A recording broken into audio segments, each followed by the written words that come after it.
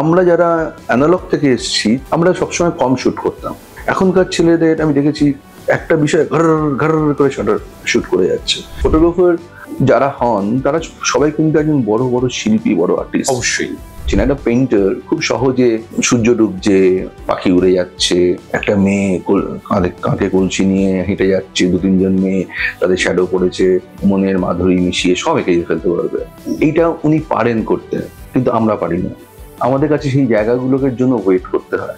আমরা ফটোগ্রাফার্সরা candid shoot করি, সেখানে এরকম তো হতে পারে না যে তুমি আবার ঘুরে তাকাবে, এরকম হতে পারে না। তোমার ওই মুহূর্তটা, একজন নামকরা নেতা, তিনি আজকে মারা গেছেন, তার একটা ছবি তুলেছিলাম, তিনি আরেকজন নেতার এগেনস্টে কথা বলছিলেন, ঘুষি পাকিয়ে ছবিটা বড় করে বেরিয়েছিল টেলিগ্রাফে। তো কিন্তু পরের দিন ছবিটি কিন্তু বাইলাইন ছিল না, এটা হতে পারে না, সেটাও কিন্তু ছিল। ছবিটা তুই তুলিসনি, এটাও সত্যি কথা। কিন্তু আমি যেটা মনে করি, কোনোদিন কোনো ফটোগ্রাফারকে আমি ম্যানেজমেন্টের কাছে খারাপ প্রমাণ করব না, কারণ তাহলে আমার নিজের জাতের, আমার নিজের কমিউনিটি, আমার নিজের বন্ধু, নিজের ভাইকে ছোট করা হয়। একটা মেয়েরা তো সুন্দরী হয়, সেই মেয়েটিকে ভালোবাসার মতো, মানে আমার বান্ধবীকে নিয়ে আমি থাকবো, এই যে আনন্দ, ফটোগ্রাফিটা তাই।